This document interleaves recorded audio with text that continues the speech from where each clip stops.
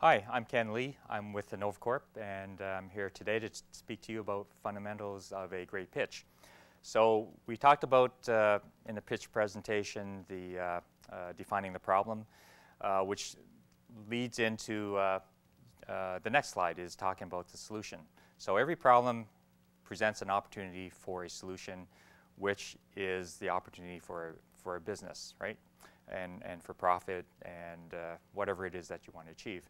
So being able to come up with something that alleviates the significant pain is what the whole business opportunity is based on. So in this section, you want to talk about how your solution alleviates the pain. So you've developed something, or you're providing a type of service. You want it to relate to the pain slide or the problem slide that you talked about and spent some considerable time on. You want to talk about, as much as you talked about how significant the problem is, you want to also talk about how significant the solution is. So you don't want this solution to be a mediocre or just a nice to have that just kind of touches the problem a little bit. The more significant the solution is, the better, the more investable it is, and the more attractive it is as an opportunity. So a lot of times people don't articulate what they're selling. They say, here's a problem, blah, blah, and they get into the technology of the solution, how it kind of solves the problem.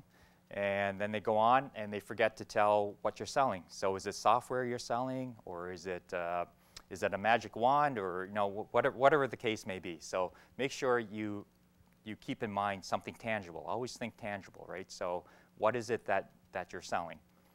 And you want to present the value proposition. That's basically the value that your solution provides to the buyer.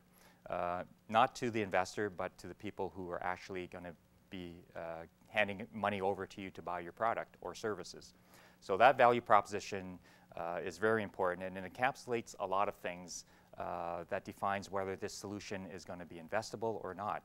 So if it's a high value solution, that solves a big problem, then the value proposition is going to be high, and you want to define it in terms of the user who you've designed the product for, who has the headache that you're providing the medication for, as an example, just as an analogy. You want to define from his perspective what the value proposition of your service is to him. So in terms of tips, we see a lot of don'ts is don't get too far into the weeds. I mean, you're going to be talking about your technology. There's a time and place for everything, and the place for a more detailed description of your technology is going to be later on in the presentation. But right here, right now, you want to keep it very high level. You just want the investor to know that you've developed something unique and that it's effective in solving a problem that is required by a big market who doesn't have any other solutions other than what you've come up with.